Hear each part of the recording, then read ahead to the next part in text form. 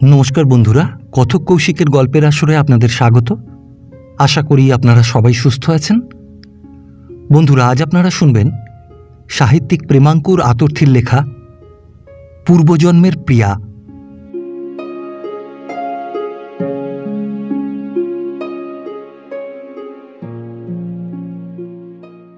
উপরি উপরি ৩ বছরে ১,০৫০ টাকা লোকসান দিয়ে হরিদাস আবার আমাদের আড্ডায় নতুন করে নাম লেখালে।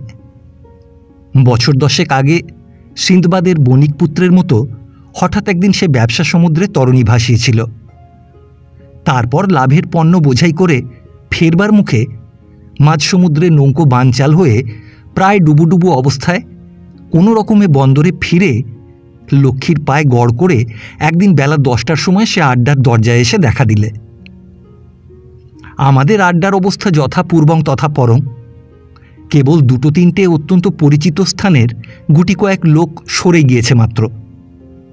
হরিদাস অদৃশ্য হবার পর আমাদের মধ্যে আরও 2-4 জন লক্ষ্মীর দরজায় কিছুদিন করে ধর্ণা দিয়েছিল, কিন্তু দেবীর সেদিকে কোনো রকম আকর্ষণ না থাকায় দিন থাকতে থাকতেই ফিরে এসে তারা সুবোধ বালকের মতো আড্ডার পরমানন্দে তুরীয়ভাবে জীবনযাপন করছিল। অনেকদিন পরে হরিদাস ফিরে আসায় আমাদের আড্ডার মধ্যে একটা সাড়া পড়ে গেল। এর একটু কারণও ছিল। লাভ লোকসানের জমা খরচে তার লাভের অঙ্কটাই ছিল বেশি। অবশ্য অঙ্কটির সঠিক সন্ধান আমরা কেউই জানতাম না। অঙ্কশাস্ত্রের 3 আইনের সেই রহস্যময় অক্ষরটার মতো সেটাও আমাদের কাছে রহস্যই থেকে গিয়েছিল। যাক, হরিদাসের সিন্দুকের সন্ধান না পেলেও আমাদের দুঃখ ছিল না। মাথার উপরকার অসীম নীল রহস্যের কোনো সংবাদ না রাখলেও বৃষ্টিধারা দিয়ে সে যেমন ধরণীকে তার পরিচয় দিয়ে যায়, আমাদের দারুণ অনাবৃষ্টির সময় হরিদাসের সিন্দুকও মাঝে মাঝে তার পরিচয় দিয়ে যেত। এতে আমরা খুশিই ছিলাম। একদিন বেলা তখন প্রায় 3টে। আড্ডাধারীরা যে যার আহার্য সংগ্রহের চেষ্টায় বেরিয়েছে। শুধু আমি আর পঙ্কজ বসে আছি। পঙ্কজ প্রায় 6 মাস দেশে ছিল, সম্প্রতি ফিরে এসে কাজকর্মের চেষ্টা করছিল। সেদিন দুপুরবেলা তাকে অত্যন্ত বিমর্ষ হয়ে গালে হাত দিয়ে বসে থাকতে দেখে আমি বললুম, ওহে অত ভেবো না, ভেবে কি হবে? পঙ্কজ বললে, না ভাবনা কিসের, তবে মনটা বড় খারাপ হয়ে আছে। হঠাৎ মন খারাপের কারণ জিজ্ঞাসা করায় পঙ্কজ যা বললে তার তাৎপর্য এই: সম্প্রতি তার বহুকালের পুরাতন পোষমানা পত্নীটি অনেক দিন ধরে শাসিয়ে শাসিয়ে কোনো রকম অবসর না দিয়ে দেহপিঞ্জর ছেড়ে পলায়ন করেছে। এরই কিছুদিন পরে 3 পুরুষ ধরে দুধকলা দিয়ে পোষা একটি বাস্তুসাপ তার একমাত্র ভাইটিকে নিখরচায় খেয়াপারের ব্যবস্থা করে দিয়েছে। স্পষ্ট বোঝা গেল সর্পজাতির এত বড় বিশ্বাসঘাতকতা এমন আকস্মিকভাবে তার কাছে প্রকাশ হয়ে পড়ায় পঙ্কজ বেচারি একেবারে মর্মাহত হয়ে পড়েছে। সে আরও বললে যে তার একটিমাত্র পিতৃমাতৃহীন ভাগ্নে, যাকে তার স্ত্রী নিজের ছেলের মতো মানুষ করেছে, সেটিও প্রায় যায় যায়। কাহিনী শেষ করে পঙ্কজ বললে, এই সময়টা একটু খারাপ যাচ্ছে। আমাদের বিলাসকুমার দিন কতকের জন্য সন্ন্যাসী হয়েছিল। সে হাতটাত গুনতে পারত। পঙ্কজের কথা শুনে আমি তাকে বললুম, তোমার সময়টা যদি সত্যি খারাপ যাচ্ছে দেখছি, বিলাসকে একবার হাতটা দেখাও তো। আর কতদিন সময় খারাপ আছে সে বলে দিতে পারবে। পঙ্কজ বললে, বিলাসদাকে হাত দেখিয়েছিলুম। তার থিওরি হচ্ছে চক্রবৎ পরিবর্তনতে সুখানি চ দুঃখানি চ, অর্থাৎ একটা করে খারাপ সময়ের পরেই একটা সুখের সময় আসে। সে বলে দিয়েছে স্ত্রী ভাই মারা গিয়েছে, এবার ভাগ্নেটা মারা গেলেই তোমার সুখের সদর রাস্তা একবারে সাফ হয়ে যাবে, কিছু ভাবনা নেই। পঙ্কজের মনটা খারাপ আছে দেখে মৃত্যু সম্বন্ধে নানা রকম দার্শনিক তত্ত্ব আওড়াতে শুরু করা গেল। শেষে বললুম, বাড়িতে কেউ মারা যাবার আগে জানতে পারলে প্রস্তুত হয়ে থাকা যায়। দেখলুম পঙ্কজ এ বিষয়ে আমার চেয়ে অনেক উঁচু দরের দার্শনিক। সে বললে, হ্যাঁ, তাহলে ঘাট খরচটা জোগাড় করে রাখতে পারা যায়, আর না হলে সে সময় তাড়াতাড়িতে টাকা ধার পাওয়া খুব মুশকিল। পঙ্কজ একটু চুপ করে থেকে বললে, কিন্তু ভাই, আমার এই বিষয়ে অভিযোগ করবার কিছু নেই। আমার স্ত্রী ও ভাই যে মারা যাবে সে কথা আমি আগেই জানতে পেরেছিলুম। বসে বসে আমার একটু ঘুম ধরেছিল, কিন্তু পঙ্কজের কথা শুনে চটকা ভেঙে গেল। বলে উঠলাম, বলো কি, স্বপ্নে নাকি? সে বললে, আরে স্বপ্নে নয়, একজন আমায় গুণে বলে দিয়েছিল। জিজ্ঞাসা করলুম, কে বলো দেখিন, বিলাসদা নাকি? পঙ্কজ বললে, না, বিলাসদা নয়, তবে তার নাম করলে তুমি তাকে চিনতে পারবে, সে আমাদের মধ্যেই একজন। পঙ্কজ অবাক করলে, আমাদেরই মধ্যে এত বড় একজন গুণী আত্মগোপন করে বসে আছে, কথাটা কিছুতেই বিশ্বাস হলো না। লোকটির নাম জানবার জন্য জেদ করতে লাগলুম। শেষে আমার কাছ থেকে নানা রকমের দিব্যি আদায় করে নিয়ে সে বললে, প্রায় মাস 6 আগে হরিদাস তার হাত দেখে সব বলে দিয়েছিল। হরিটা ভেতরে ভেতরে এত বড় একজন গুণী হয়েছে শুনে বিশ্বাস হলো না। পঙ্কজ তার ভবিষ্যৎবাণীর আরও 2-4টে প্রমাণ দিয়ে বললে, এই হরিদাসকে কিছু বলো না দাদা, তাহলে সে আমায় খেয়ে ফেলবে। পঙ্কজের কাছে প্রতিজ্ঞা করলুম হরিকে কিছু বলবো না। প্রতিজ্ঞা রক্ষার সনাতন রীতি অনুসারে প্রথম দিন কয়েক চুপচাপ থেকে একদিন নির্জন পেয়ে হরিদাসকে বলে ফেললুম, দাদা, আমার অদৃষ্টটা একটু হাতড়ে দেখতে হবে, আর তো পারি না। মুখের উপর কপট বিস্ময় এনে সে এমন অজ্ঞতার ভান করলে যে আমার মনে হলো পঙ্কজ নিশ্চয়ই আমাকে বোকা বানিয়েছে। কিন্তু ভবিষ্যৎবাণী করবার বিদ্যায় পরিপক্ক হলেও অভিনয় বিদ্যায় হরিদাস ছিল অত্যন্ত কাঁচা। একটু চাপাচুপি করতেই তার স্বরূপ প্রকাশ হয়ে পড়ল। সে কাগজ পেড়ে তাতে রাশিচক্র ফেলে বিচার করে আমায় বলে দিলে, এই সময়টা তোমার এখন ভারী খারাপ। তুলা লগ্নের ওপর ওই শনি ও মঙ্গল, এই 2 গ্রহ এখন ঘোড়দৌড় খেলা খেলছে। মাঝে মাঝে 2-1টা চাঁট এসে লাগতে পারে। মোটের উপরে অবস্থাটি বিশেষ সুবিধার নয়। অবস্থা কোনো কালেও বিশেষ সুবিধার ছিল বলে মনে না পড়লেও হরির কথা শুনে সেদিন মনে হয়েছিল যেন পাহাড়ের কিনারায় এসে দাঁড়িয়েছি। সামনে শনি ও মঙ্গল ঘোড়ায় চড়ে ছুটে আসছে। পালাতে গেলে খাদের মধ্যে পড়তে হবে, আর দাঁড়িয়ে থাকলে মাথায় খুলি ছাতু হবে। ভয় ভয়ে জিজ্ঞাসা করলুম, কি করা যায় বলো দেখিন? সে বললে, যেমন করে পারো হাতে একটা নীলা, গলায় একটা পলা, আর ডান পায়ের কোড়ে আঙুলে একটা লোহার আংটি ধারণ করো। হরিদাসের ব্যবস্থা অনুসারে কয়েকদিন বাদে সেই রত্ন আভরণে সজ্জিত হয়ে আড্ডায় উপস্থিত হওয়া মাত্র চতুর্দিক থেকে প্রশ্ন বৃষ্টি হতে লাগল, ব্যাপার কি? অনন্যোপায় হয়ে হরির গুণের কথা সবার সমক্ষে প্রকাশ করতে হলো।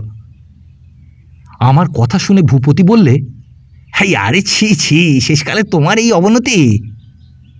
কিন্তু ভূপতির অনাস্থা থাকলেও দেখলুম আড্ডার আর সকলেই নিজেদের ভবিষ্যৎ সম্বন্ধে ক্রমেই সতর্ক হয়ে উঠতে আরম্ভ করলে। সবার অবস্থা দেখে হরিরও উৎসাহ লেগে গেল। ব্যবসালব্ধ যে কটা টাকা তখনও সিন্ধুকে অবশিষ্ট ছিল, তাই দিয়ে মোটা মোটা পুঁথি কেনা হতে লাগল। আড্ডায় দিবারাত্র আর কোনো কথা নেই, কেবল মকর, বৃশ্চিক, কর্কট ইত্যাদি জলে স্থলে যত রকম সাংঘাতিক জীব আছে তাদের নাম, আর তার সঙ্গে বৃহস্পতি, রাহু, মঙ্গল, কেতু, বুধ, সোম, শনি সব গ্রহের ধরন ধারণ। স্বাতী বা অনুরাধার অমাবস্যার অন্ধকারেও অভিসারে বেরুবার জো নেই, সব আমাদের কাছে ধরা পড়তে হবে। অত বড় বিশাল নভমণ্ডল একেবারে নখদর্পণে এনে ফেলা গেল। একে একে আড্ডাধারীদের হাত, পা, গলা গোমেদ, জামিরা, চুনি প্রভৃতি রত্নে শোভিত হতে লাগল। একদিন ভূপতির পকেট থেকে মস্ত একটা লোহার পুরনো গজাল পর্যন্ত বেরিয়ে পড়ল। জেরায় জানা গেল যে হরি সম্প্রতি একখানা 100 বছরের পুরনো ভাউলে কিনেছে। সে বলে যে 100 বছরের জোয়ার ভাটা খাওয়া এই লোহা জীবনযাত্রায় পাকা মাঝির কাজ তো করেই, এমনকি মৃত্যুর পর বৈতরণীও বিনা মাসুলে পেরিয়ে যাবার ব্যবস্থা করে দেয়। সেদিন সর্ববাদী সম্মতিক্রমে আড্ডা থেকে হরিদাসকে লগ্নাচার্য উপাধি দেওয়া হলো। দিনগুলো নিজেদের মধ্যেই বেশ হুল্লোড়ে কেটে যাচ্ছিল, কিন্তু সুকার্যের দীপ্তি চাপা কখনো থাকে না। হরির এই অসামান্য গুণের কথা কেমন করে আড্ডার চৌকাঠ পেরিয়ে বাইরে গিয়ে পড়ল। তারপর সকাল সন্ধ্যা দুপুর হরির আর বিরাম নেই। দলে দলে লোক দিন রাত তাকে ঘিরে বসে আছে। সকলেরই সময়টা বিশেষ ভালো যাচ্ছে না। হরিদাস মহা উৎসাহে মঙ্গলে পলা, শুক্রে হীরা, রাহুতে গোমেদ প্রভৃতি ব্যবস্থা দিতে লাগল। ক্রমে 100 বছরের পুরনো ভাউলের গজাল পর্যন্ত দুর্লভ হয়ে উঠল। কিছুদিন যেতে না যেতে আমাদের আড্ডাটি রীতিমতো জ্যোতিষের টোল হয়ে দাঁড়ালো। কোষ্ঠী বিচারের জন্য বাইরে থেকে মহা দিগ্গজ পণ্ডিত আমদানি হতে লাগল। কেউ মুখ দেখেই বলে দেন এখনো দেরি আছে। কারুকে বা প্রশ্ন করলে একটা নদী কিংবা ফুলের নাম করতে বলেন। কেউ বা প্রশ্ন শুনে নাকের তলায় হাত দিয়ে দেখেন ইড়া বইছে না পিঙ্গলা বইছে। সেসব পণ্ডিতদের হালচালই অন্যরকম। কেউ বা ভৃগুর শিষ্য, কেউ বা অষ্টোত্তরী, কেউ বা বিংশোত্তরী। এই নিয়ে দিন রাত তর্ক, ঝগড়া, গোলমাল। পুরাতন আড্ডাধারীরা পালাই পালাই ডাক ছাড়লে। সেদিন তিথি ছিল অমাবস্যা। দুপুরবেলা আড্ডাঘরে একলা বসে আছি। সন্ধ্যাবেলা একটা কোষ্ঠী নিয়ে বিচার সভা বসবার কথা আছে। এমন সময় আমাদের নন্দনন্দন জ্যোতিষার্ণব মশাই এসে উপস্থিত হলেন। এ পণ্ডিতটি আমাদের আড্ডায় নবাগত। ইনি ভৃগু সংহিতা অনুসারে বিচার করেন। সেদিন তাকে একলা পেয়ে খোলসাভাবে জিজ্ঞাসা করলুম, আচ্ছা পণ্ডিতজি, সত্যি করে বলো তো আমার আর কত দেরি আছে? পণ্ডিত কৌটো থেকে একটি নস্যি নাকে টেনে নিয়ে বললে, দেরি আছে, দেরি আছে। আপনি পূর্বজন্মে একটি মহাপাপ করেছিলেন। এই জন্মে সেই পাপের প্রায়শ্চিত্ত হচ্ছে। কি পাপ করেছিলাম দাদা? পুনরায় একটি নস্যি গ্রহণ। তারপরে কিছুক্ষণ তুষ্ণীভাব অবলম্বন করে পণ্ডিত বললে, গত জন্মে আপনার যখন 90 বৎসর বয়স, সেই সময় একটি 1 বৎসরের ব্রাহ্মণ কন্যার পানি পীড়ন করেছিলেন। এই বিবাহের কয়েক মাস পরেই আপনার মৃত্যু হয়। কন্যাটির এই বৈধব্যের কারণ আপনি। সেই পাপের এখন প্রায়শ্চিত্ত হচ্ছে। পণ্ডিতেরা প্রায় এই ধরনের কথাবার্তা বলতেন বটে, কিন্তু সেগুলো আমার মোটেই হজম হতো না। আমি স্পষ্টই বলে ফেললুম, ওসব কথায় আমার বিশ্বাস হয় না। যদি পণ্ডিত ইতিমধ্যে আর একটি নস্যি নাকের মধ্যে গুঁজে দিয়েছিল। আমার বক্তব্যটা শেষ করতে না দিয়েই সে দস্যির মতো গর্জন করে বললে, কি ভৃগুর কথা অবিশ্বাস? আপনার পত্নী এখনো জীবিত। তার বয়স এই আপনার চাইতে বছর 2-1 বেশি হবে। অবস্থা বিপর্যয়ে যদিও বড় বড় রুই কাতলা ময়দার টোপও গিলে থাকে, তবুও পূর্বজন্মের প্রিয়ার এই টোপটা আমি গিলেও গিলতে পারলুম না, বেঁধে গেল। কথাটা তেমন আগ্রহের সঙ্গে গ্রহণ না করায় পণ্ডিতজি বললে, কি তোমার বিশ্বাস হলো না বুঝি? অতি বিনীতভাবেই বললুম, হ্যাঁ, এত বড় একটা সংবাদ সাদা চোখে কি করে বিশ্বাস করি দাদা? পণ্ডিত উত্তেজিত হয়ে বললে, ভৃগুর গণনা কখনো মিথ্যা হবে না। আমি বলছি তিনি এখনো জীবিত আছেন। কোথায় আছেন? তা বলতে পারি না, সেটা গুণে দেখতে হবে। তবে এটা বলতে পারি যে তিনি এখনো জীবিত এবং বিশাল সম্পত্তির অধিকারিণী। পণ্ডিত অনেককাল জ্যোতিষশাস্ত্র নাড়াচাড়া করছে মানব চরিত্র তার নখদর্পণে। এই শেষ চালটিতে সে আমায় একেবারে মাত করলে। কিন্তু সেদিন তার সঙ্গে এই কথা নিয়ে আর আলোচনা হলো না। লোকজন এসে পড়ায় অন্য কথা শুরু হলো।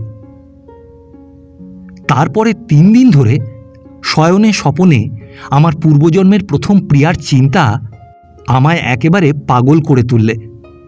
ঘুমের ঘোরে সে আমার কানে কানে এসে বলে, আর কত ঘুমুবে?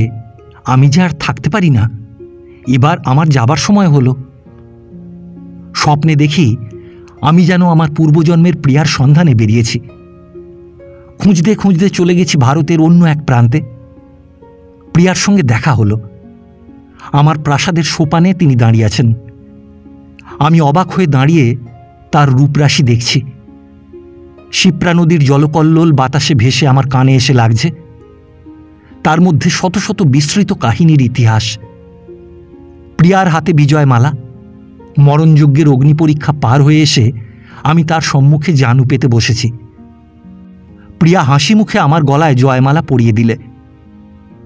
হঠাৎ আকাশ পাতাল কাঁপিয়ে জ্যোতিষার্ণবের হাঁচি আমার স্বপ্নের জাল ছিন্ন বিচ্ছিন্ন করে দিয়ে চলে যায়। ক্ষোভে বুক ফেটে দীর্ঘ নিঃশ্বাস বইতে থাকে। একদিন নন্দনন্দনকে চেপে ধরলুম। দাদা, আমার প্রথম প্রিয়ার ঠিকানাটা গুনে বলে দাও, মনটা বড় উচাটন হচ্ছে। পণ্ডিত কোনো জবাব দিলে না, চুপ করে রইলে। আমি আবার বললুম, সে ধনী, তার অর্থে আমারও অধিকার রয়েছে। পূর্বজন্মের হলেও সে তো আমারই অর্থ। পণ্ডিত এবার নাকে নস্যি ঠেলে বললে, হ্যাঁ, নিশ্চয় নিশ্চয়, তোমার পরধন প্রাপ্তি যোগ আছে। তার উপরে তোমার কেন্দ্রে বৃহস্পতি, তোমার টাকা মারে কে? বলেই তিনি শ্লোক আওড়ালেন। কিং কুর্বন্তি গ্রহা সর্বে কেন্দ্রী যত্র বৃহস্পতি মত্তকুঞ্জর নাশয়েত কেশরী যথা।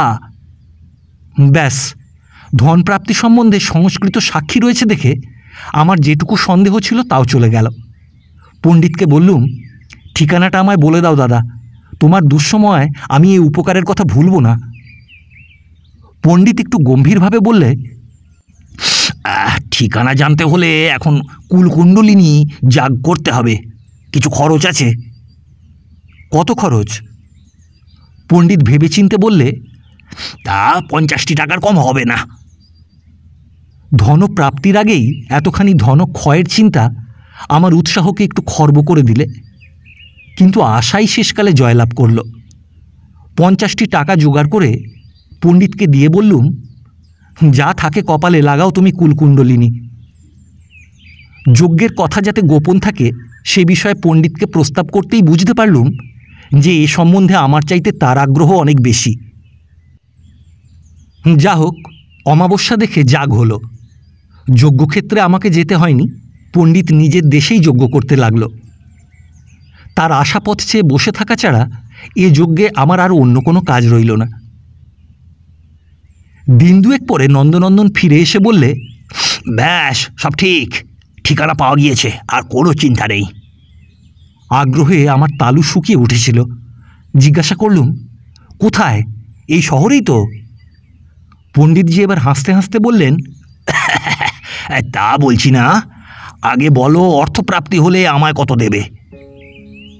4 আনা 12 আনা, যা পাবো তার 4 ভাগের 1 ভাগ তোমার। পণ্ডিত উৎসাহভাবে বলল, রাজি রাজি, খুব রাজি। তাহলে কিন্তু তোমাকেও আমার সঙ্গে যেতে হবে। পণ্ডিত তাতেও বিশেষ অমত করলে না। যাত্রার সব আয়োজন হতে লাগলো। প্রথমে শহর থেকে 30 মাইল উত্তরে যেতে হবে। সেখানে শতাধিক বৎসরের পুরাতন এক স্থাপিত বটগাছ আছে। সেই গাছকে দক্ষিণে রেখে প্রায় মাইল 5 পশ্চিমে গিয়ে আবার মাইল 2 উত্তরে গেলেই আমার পূর্বজন্মের জন্মভূমিতে পদার্পণ করা যাবে।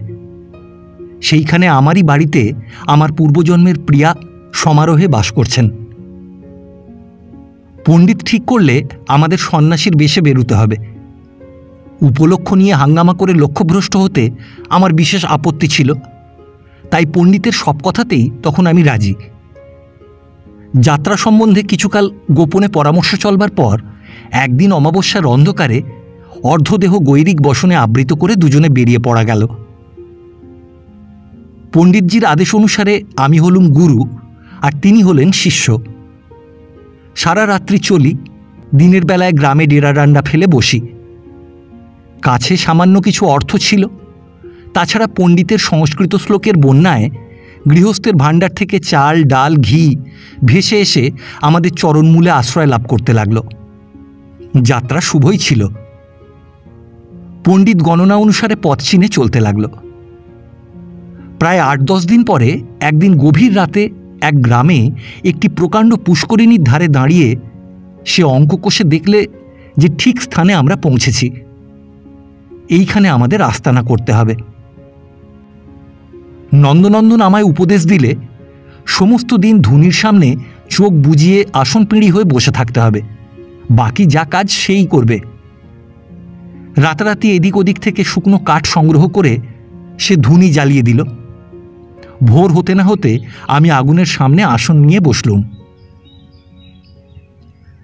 সকালবেলা গ্রামের মেয়েরা পুকুরে নাইতে এসে সন্ন্যাসী দেখে অবাক। তারা এসে আমার চারিদিকে গোল হয়ে দাঁড়িয়ে গেল। কেউ বা স্নান করে ফেরবার সময় আমায় নমস্কার করতে লাগলো। একবার চোখ খুলে ব্যাপার দেখেই প্রাণপণে চোখ দুটোকে চেপে বন্ধ করে রাখলুম। থেকে থেকে পণ্ডিত ভীষণ চিৎকার করতে থাকে, তারা তারা। সেই চিৎকার শুনে আমারই বুকের মধ্যে গুড়গুড় করতে লাগলো। ঘণ্টাখানেক এইভাবে কাটবার পর পণ্ডিত তাক বুঝে একটি মেয়েকে বলে ফেললে, মা, তোর স্বামীর বড় অসুখ না? মেয়েটি তখনই সজল কণ্ঠে বললে, হ্যাঁ বাবা, স্বামীর আমার বড় ব্যারাম, পিত্তশূল আছে, কদিন বুকের ব্যথায় উঠতে পারছে না। পণ্ডিত তাকে আর কোনো কথা না বলে একটা বিকট চিৎকার করলে, তারা তারা। চোখ বোঝা থাকলেও সেবারের চিৎকার শুনে বেশ বুঝতে পারলুম যে সেটা অব্যর্থ স্বরসন্ধানীর উল্লাস ছাড়া আর কিছুই নয়। উত্তরের প্রতীক্ষায় কিছুক্ষণ দাঁড়িয়ে থেকে রমণী আবার জিজ্ঞাসা করলে, হ্যাঁ বাবা, কি হবে? সে কি আর ভালো হবে না? পণ্ডিত অত্যন্ত উদাসীনভাবে বললে, যা বেটি যা, ঘরে ফিরে যা, জীবন মৃত্যু এ তো সংসারের নিত্য খেলা। চোখ বুঝিয়েই বুঝতে পারলুম যে রমণী কাঁদতে কাঁদতে বললে, বাবা, সংসারে আমার কেউ নেই, আমার স্বামীকে বাঁচিয়ে দাও বাবা। পণ্ডিত বললে, গুরুর কৃপা থাকলে বেঁচে যাবে। আমি কে? আমি ওর দাস মাত্র। তা বাবা, তুমি যদি রাত্রি 12টার সময় ওর ধ্যান ভঙ্গ হবে, সেই সময় আসিস, ঔষধ মিললেও মিলতে পারে। এই সময় আরও কয়েকটি রমণীকণ্ঠের অস্ফুট ধ্বনি আমার কানে ভেসে এলো। বুঝলুম পণ্ডিত দিব্যি আসর জমিয়েছে। পূর্বোক্ত রমণীটি আবার কাতর স্বরে বললে, দিনের বেলায় ওষুধ পাওয়া যায় না বাবা? ও বাবা বলে শিউরে চিৎকার করে উঠল। সাপটাপ কিছু বেরিয়েছে মনে করে তাড়াতাড়ি চোখ খুলে ফেললুম, কিন্তু পণ্ডিত তখনই বলে ফেললে, গুরুর ধ্যান ভেঙে কি কোটি কল্পকাল নরকগামী হব? কিছু বুঝতে পারিস না বেটি? বড্ড রক্ষা পেয়েছি মনে করে চোখ দুটোকে চেপে বন্ধ করে শিরদাঁড়া সোজা করে আবার ধ্যানস্থ হওয়া গেল। মেয়েটি বললে, আচ্ছা বাবা, তাই আসবো। তারপরে সমস্ত দিন ধরে গ্রামের নরনারী একে একে আমার চারপাশ ঘুরে গেল। কেউ বললে বেটা পাকা ভণ্ড, কেউ বা বললে না হে কার মধ্যে কি গুণ আছে কিছু বলা যায় না। বর্ষীয়সীরা বললেন বাবাজির বয়সটা বড় কাঁচা। সন্ধ্যার পর যখন ভিড় সরে গেল তখন আমার প্রায় মূর্ছা যাবার অবস্থা। সমস্ত দিন বসে বসে শিরদাঁড়া আর সোজা রাখতে পারলুম না, সেইখানেই দেহযষ্টি বিছিয়ে দিলুম।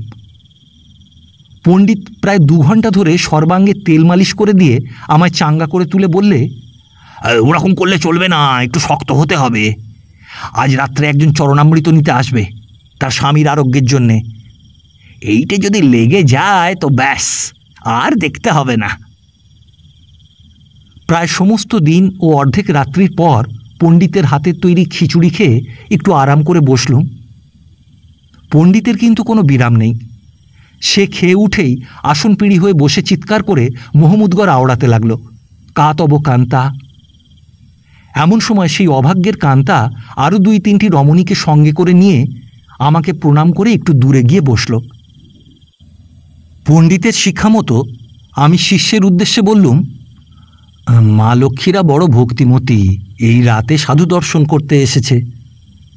পণ্ডিত বললে, বাবা এর স্বামীর বড় অসুখ, একটু চরণামৃত দিতে হবে। একটু হেসে বললুম, আমি আশীর্বাদ করছি, সেরে যাবে। পণ্ডিত হাত জোর করে বললে, না বাবা, ওকে দয়া করুন, একটু চরণামৃত দিন। অত্যন্ত অবহেলা ভরে আবার বলা গেল, যার পরমায়ু ফুরিয়ে এসেছে তাকে আমি কি করে বাঁচাবো? আমি অতি সামান্য লোক। বলা বাহুল্য সব কথাই পণ্ডিতজি আমায় আগেই শিখিয়ে রেখেছিল। আমি কিছুতেই দেব না, সেও কিছুতেই ছাড়বে না। শেষকালে শিষ্যের আগ্রহে চরণামৃত দিতেই হলো। মেয়েরা সবাই প্রণাম করে ঘরে ফিরে গেল। গ্রহ সুপ্রসন্ন ছিল কি অপ্রসন্ন ছিল বলতে পারি না। 2 দিন পরে সেই মেয়েটি আবার এসে প্রণাম করে জানালে যে চরণামৃতের গুণে তার স্বামীর অবস্থা অনেক ভালো হয়েছে, ভয়ের আর কোনো কারণ নেই। আর একটু অমৃত পাবার ইচ্ছা প্রকাশ করায় পণ্ডিত তাকে বলে দিলে, সেই বাটি ধুয়ে জল খাওয়াও, তাহলেই হবে। যেদিন সেই মেয়েটির স্বামী পথ্য পেলে সেদিন আমার জীবনের একটি স্মরণীয় দিন। সকালবেলা স্নান করে সে আমাকে ষোড়শোপচারে সিধা দিয়ে গেল। তারপর গ্রামের প্রায় সমস্ত নরনারী আমার সামনে এসে লম্বা হয়ে শুয়ে পড়ল, বাবা রক্ষে করো। ধ্যানস্থ হয়ে থাকা আর চলল না। চোখ খুলে সবাইকে হাত তুলে আশীর্বাদ করতে লাগলুম। পণ্ডিত সবাইকে প্রশ্ন করতে লাগলো। কেউ বললে ছেলের কালাজ্বর, তাকে সারিয়ে দিতে হবে। কারুর বা মামা মরলে কিছু পাবার আশা আছে, তারই একটা সুরাহা করতে হবে। কারুর বা মাদুলি চাই, কেউ বা হাত দেখাবে। সবারই চোখে উৎকণ্ঠা আর মুখে বুলি, বাবা রক্ষে করো। এত বড় সাংঘাতিক বিপদ মাথায় নিয়ে লোকগুলো এতদিন কি করে নিশ্চিন্ত হয়ে বসেছিল তা ভেবে আশ্চর্য হতে লাগলুম। সকাল থেকে ভিড় আর ভাঙে না। চেঁচিয়ে চেঁচিয়ে পণ্ডিতের অমন যে বৃষবিনন্দিত কণ্ঠস্বর, তাও ভেঙে গেল। সন্ধ্যাবেলা জলযোগ করে একটু নিশ্চিন্ত হয়ে বসেছি। এমন সময় একটি লোক এসে বললে, হ্যাঁ, রানীমা আপনাদের প্রণাম দিয়েছেন, একবার যেতে হবে। পণ্ডিত গম্ভীরভাবে তাকে বললে, আমরা কোনো গৃহস্থের আশ্রমে যাই না, রানীমার প্রয়োজন থাকে তাকে এখানে আসতে বলো। লোকটি বললে, হ্যাঁ, রানীমা একটু নির্জনে বাবার সঙ্গে কথা বলতে চান। বেশ, রাত্রি 12টার পর আসতে বলো, তখন লোকজন থাকে না। লোকটি চলে যেতে নন্দনন্দন আমায় বললে, এইবার তোমার পূর্বজন্মের পত্নী আসবে, তুমি দেখলেই চিনতে পারবে। তাড়াতাড়িতে কি কিছু হয়, সনই পন্থা। উৎসাহের আবেগে সে প্রায় এক মুঠো নস্যি নাকে ঠেসে দিলে। রাত্রি 12টা বেজে গেছে। আমি বসে বসে প্রিয়তমার কথা ভাবছি। পণ্ডিত বলেছে দর্শন মাত্রেই তাকে চিনতে পারব। মনের মধ্যে নানা প্রশ্নের উদয় হচ্ছে। মনে হচ্ছে একতরফা চিনলে তো চলবে না, সে আমায় চিনতে পারবে কিনা। এই চেনাশোনার কল্পনায় মশগুল হয়ে গিয়েছি। এমন সময় 5-6টি মেয়ে এসে আমাকে একে একে প্রণাম করলে। তাদের সঙ্গে একজন দারোয়ান লণ্ঠন নিয়ে এসেছিল, সে দূরে দাঁড়িয়ে রইল। পণ্ডিত জিজ্ঞাসা করলে, রানীমা এসেছ? রমণীদের মধ্যে একজন বললেন, হ্যাঁ বাবা, এই এসেছি আমি। পণ্ডিত বললে, এসো মা লক্ষ্মী, এগিয়ে এসো, এই গুরুদেবকে নিঃসংকোচে প্রশ্ন করো। রানী এগিয়ে এসে আমায় প্রণাম করে সামনে বসলেন। পণ্ডিতজি দারোয়ানের হাত থেকে উজ্জ্বল লণ্ঠনটা নিয়ে আমাদের দুজনের সামনে রেখে দিলে। আমার বুকের স্পন্দন তখন মিনিটে প্রায় 200-র কাছাকাছি দাঁড়িয়েছে। বেশিক্ষণ চোখ চেয়ে থাকতে পারলুম না। চোখ বুজে স্মৃতিসাগরে ডুব দিলুম, যদি এ মুখের সাক্ষাৎ কোথাও পাওয়া যায়। হায় হায়, কোথাও তার দর্শন পেলুম না। স্বপ্নে যে দেবী আমায় আজ দেখা দিয়ে আজ এই দুঃসাহসে ব্রতী করিয়েছে, তার মুখ স্মরণ করবার চেষ্টা করতে লাগলুম। কিন্তু সহস্র চেষ্টাতেও বিস্মরণের সেই কঠিন জবনিকা টলল না। আমার সেই সমাধিস্থ অবস্থা দেখে রানী বললেন, আমি আপনার কাছে কিছু উপদেশ শুনতে চাই। আমি বড় দুঃখী। চোখ বুজিয়ে থাকা আর চলল না। নন্দনন্দনের শিক্ষা মতো বলতে হলো, জানি, আমি সব জানি। রানী যেন চমকে উঠলেন। তিনি বললেন, আপনি জানেন? আপনি?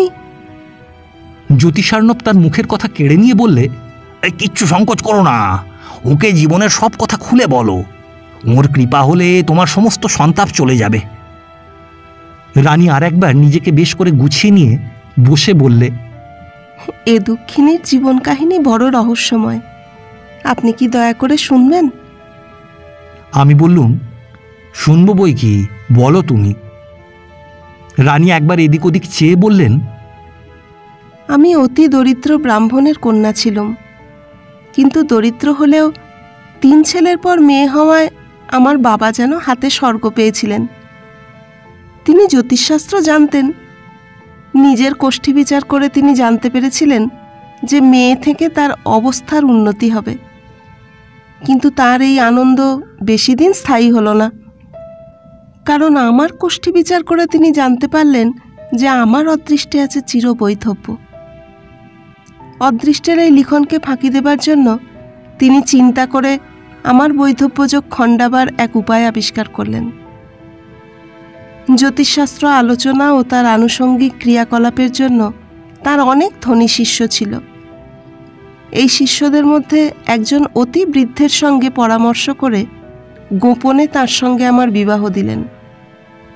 তখন আমার বয়স মাত্র 1 বৎসর। সেই সময় বিয়ে দেবার উদ্দেশ্য এই যে বৃদ্ধ মারা গেলেই আমি বিধবা হলে সঙ্গে সঙ্গে বৈধব্যযোগ যা ছিল তা কেটে যাবে। পরে বয়স হলে অন্য লোকের সঙ্গে আমার বিবাহ দেবেন। কিন্তু ভবিতব্য ছিল অন্য রকমের। যে বৃদ্ধের সঙ্গে আমার বিয়ে হয়েছিল, মরবার সময় কি মনে করে সে আমার বাবাকে ডেকে নিয়ে গিয়ে আরও 5 জন সাক্ষীর সামনে তার বিশাল জমিদারি আমায় দিয়ে গেল। দরিদ্র ব্রাহ্মণের কাছে এ প্রলোভন ত্যাগ করা সম্ভব হলো না। তিনি নিজ গ্রামের বসবাস তুলে সপরিবারে আমার স্বামীর বাড়িতে এসে বাস করতে লাগলেন। তারপরে আমার যখন 22 বছর বয়স, তখন আমার বৈধব্যের বিনিময়ে পাওয়া এই সম্পত্তি আমায় বুঝিয়ে দিয়ে বাবা ইহলোক থেকে বিদায় নিয়েছেন। রানী এই অবধি বলে চুপ করলে। তার কথা শুনে বিস্ময়ে আমার মুখ দিয়ে কোনো কথা বেরোলো না। উফ, নন্দনন্দনের কি অদ্ভুত জ্যোতিষ জ্ঞান! তখনই তার পায়ে মাথা লুটিয়ে দিতুম, কিন্তু তখনকার মতন সেই ইচ্ছা সম্বরণ করে বললুম, আশ্চর্য তোমার জীবন কাহিনী। রানী বললে, ইহকাল তো গিয়েছে, এখন পরকালের জন্য কিছু সংগ্রহ করতে চাই। আপনি আমায় দীক্ষা দিন। আমি বললুম, দীক্ষা নেবার আগে কিছুকাল তোমাকে ধর্ম উপদেশ শুনতে হবে। সময় হয়েছে বুঝলে আমি নিজেই দীক্ষা দেব। কবে থেকে আমায় উপদেশ দেবেন? যেদিন থেকে তোমার ইচ্ছা, কাল থেকেই এসো। তবে এইরকম রাত্রে আসবে, নির্জন না হলে অসুবিধা হবে। রানী আবার পায়ের ধুলো নিয়ে সে রাত্রের মতো উঠে চলে গেল। তারপর থেকে রানী রোজ রাত্রে আমার কাছে উপদেশ শুনতে আসতে লাগলো। রোজ রাত্রে অনেকখানি রাস্তা হেঁটে আসতে তার অসুবিধা হয় বলে সে তাদের বাড়ির পেছন দিককার বাগানের এক কোণে আমাদের জন্য সুন্দর একটা কুটির তৈরি করে দিলে। সেখানে তার দারোয়ানদের তাড়ায় বাইরের লোকজন বেশি আসতে পেত না। রানী প্রায় সকল সময়ই আমাদের কুটিরে আসত যেত। সকালে আমি যোগস্থ থাকতুম বলে সে আমার শিষ্য নন্দনন্দনের সঙ্গে কথাবার্তা বলতো, আর রাত্রিবেলা 2 ঘণ্টা ধরে আমি তাকে শাস্ত্র শোনাতুম। শাস্ত্র মানে চাণক্য শ্লোক, তার বেশি শাস্ত্র আমার জানা ছিল না। পণ্ডিতজির ঘর ছিল আমার ঘরের পাশেই। একই চালার মাঝে দেওয়াল দিয়ে 2টো ঘর করা হয়েছিল। সে যা বলতো তা প্রায় আমি সবই শুনতে পেতুম। একদিন শুনলুম পণ্ডিত রানীকে বলছে, রানীমা, তোমার স্বামী আবার জন্মগ্রহণ করেছেন, তাকে দেখতে ইচ্ছা হয়। স্পষ্ট বোঝা গেল যে তার সঙ্গে ইতিপূর্বে রানীর এ সম্বন্ধে আরও কথাবার্তা হয়ে গিয়েছে। পণ্ডিতের প্রশ্ন শুনে রানী বললেন, কোথায় আছেন তিনি? একবার দেখাও বাবা। নন্দনন্দন মুখে একবার চকচক আওয়াজ করে যেন আপন মনেই বললে, বেটি এখনো চিনতে পারলি নে, যাক সময় সবই চিনবি। চাণক্য শ্লোক শেষ হয়ে গেল। হিতোপদেশের গোটা কয়েক শ্লোক তখনও মুখস্থ ছিল, তাই আওড়াতে লাগলুম। শ্লোকগুলোর মধ্যে বেদান্ত দর্শনের এমন গূঢ় অর্থ গোপন রয়েছে দেখে আমি নিজেই আশ্চর্য হয়ে যেতে লাগলুম।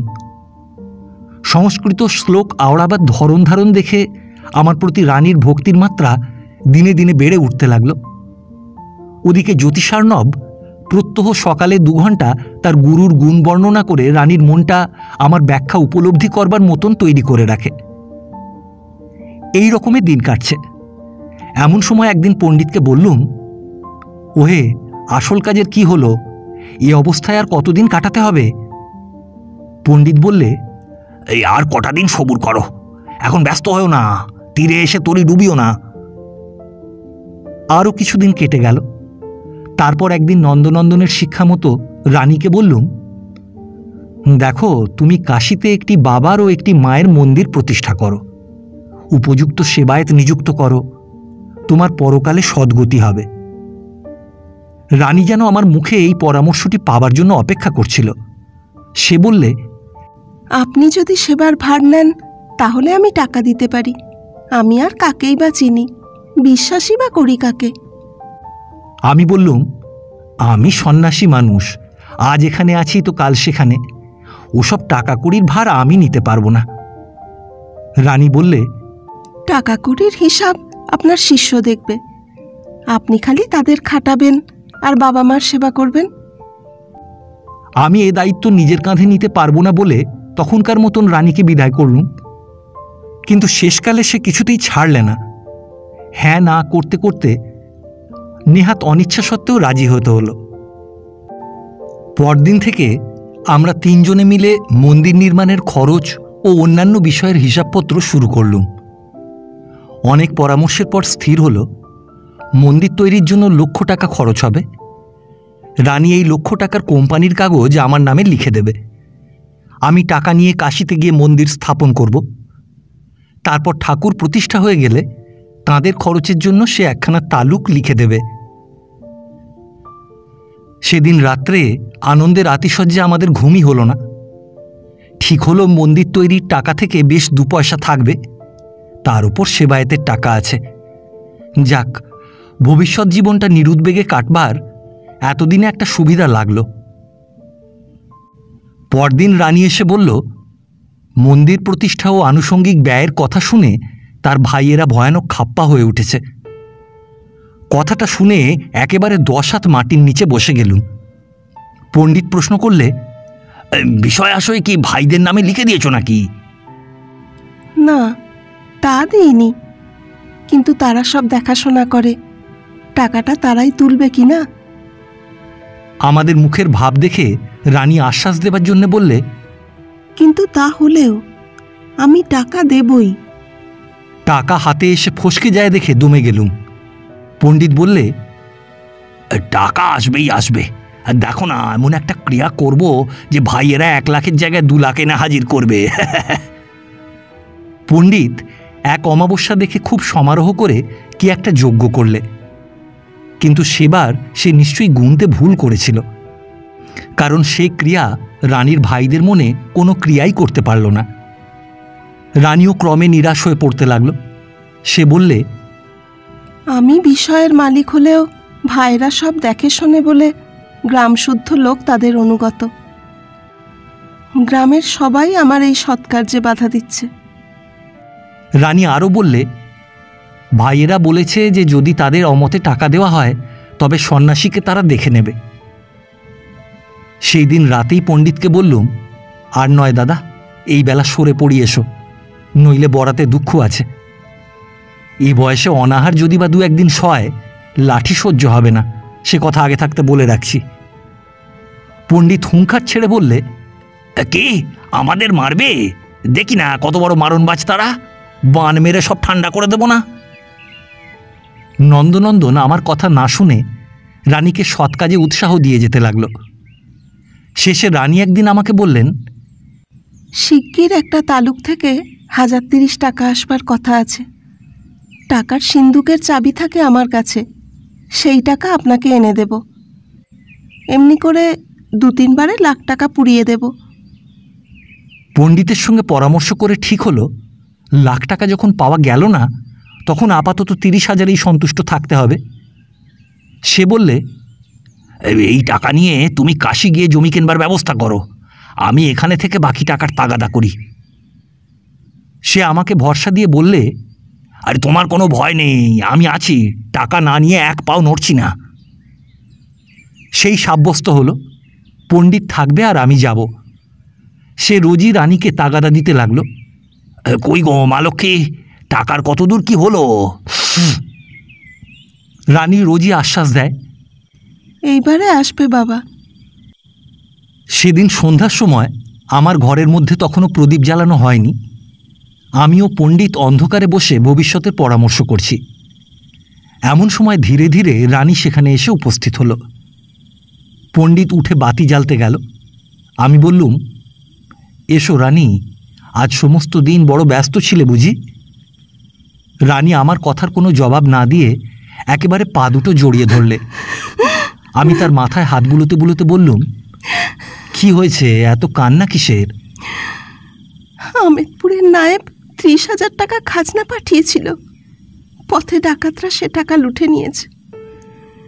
ডাকাত সব মিথ্যে কথা। এ নিশ্চয়ই আমার ভাইদের কাজ। রানী আবার আমার পায়ে মাথা গুঁজে পড়ল। সে বললে, আমার ইহকাল তো গিয়েছেই, ঠাকুরকে মানত করে দিতে পারলাম না, আমার পরকালও গেল। রানীর অবস্থা দেখে আমার সত্যিই দুঃখ হলো। নিজের দোষের কথা আর মনে পড়ল না। যত রাগ হতে লাগলো নন্দনন্দনের ওপর। সেই তো যত নষ্টের গোড়া। ভদ্রলোকের মেয়ে সুখে ভাইদের নিয়ে সংসার করছিল। কোথা থেকে আমরা জুটে তার মনের শান্তি তো নষ্ট হলোই, সংসারের শান্তিও গেল। আমি তাকে বুঝিয়ে বললুম, রানী, ঠাকুরের কাছে মানত করেছ বলে যে আজই দিতে হবে এমন কোনো কথা নেই। তোমার যখন সুবিধা হয় তখন দিও। তার উপরে বিশেষ একটা কাজে এখান থেকে আমায় চলে যেতে হচ্ছে। এখন টাকা পেলেও কাজের সুবিধা হবে না। রানী আমার কথা শুনে কান্না শুরু করলে। সে বললে, না না, আপনি কোথাও যাবেন না। এখানকার সবাই আমার শত্রু হয়ে দাঁড়িয়েছে, একমাত্র আপনারাই আমার বন্ধু। কাশীতে আমাদের মন্দিরের প্রতিষ্ঠা হয়ে গেলে এই পাপপুরি ছেড়ে আমিও আপনাদের সঙ্গে চলে যাব। আপনি আমায় চরণে ঠেলবেন না। এই কথা বলে রানী আবার আমার পায়ে মাথা গুঁজলে। নন্দনন্দন দূরে বসে দেখছিল। একবার চেয়ে দেখলুম মুখখানা তার বিরক্তিতে বিষিয়ে উঠেছে। আমার মুখে সান্ত্বনার ভাষা জোগাচ্ছিল না। ধীরে ধীরে তার মাথায় হাত বুলিয়ে দিতে লাগলুম। এইভাবে কতক্ষণ কেটেছিল বলতে পারি না। হঠাৎ একটা বিরাট গোলমালে চমক ভাঙল। রানী আমার পা থেকে মাথা তুলতেই ঘরের মধ্যে একেবারে 10-12 জন লোক চেঁচাতে চেঁচাতে ঢুকে পড়ল। আমরা দুজনেই উঠে দাঁড়ালুম। ব্যাপার কি? রানীর এক ভাই চেঁচাতে লাগলো, ব্যাটা বদমাইশ, ভদ্রলোকের কুল মজিয়ে বেড়াও।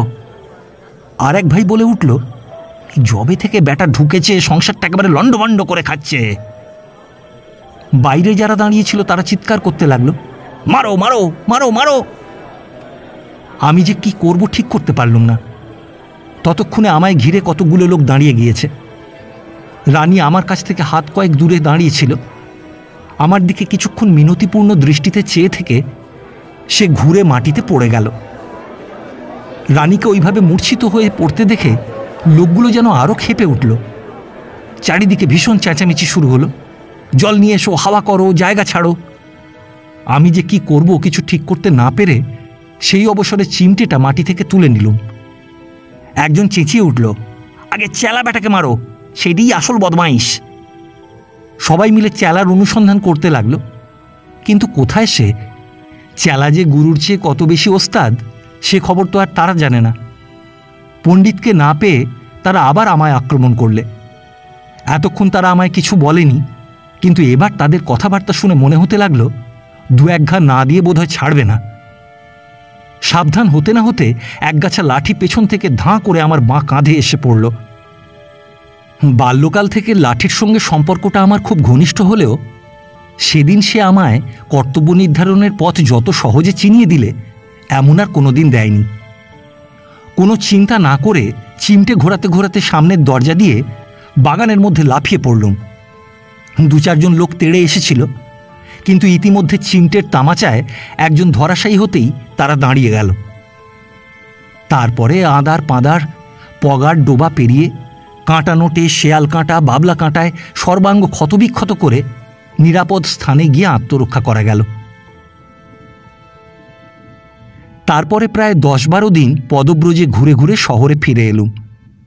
পূর্বজন্মের প্রিয়ার বরাতে নেহাত দ্বিতীয়বার বৈধব্যযোগ ছিল না, তাই কোনো রকমে প্রাণটা নিয়ে ফিরে আসতে পেরেছিলুম। আড্ডায় ফিরে আসতেই সবাই চেঁচিয়ে উঠল, হ্যাঁ আরে এসো এসো, কোথায় ছিলে এতকাল? গম্ভীরভাবে বললুম, বোম্বাই ঘুরে আসা গেল, পাশ পেয়েছিলুম কি না।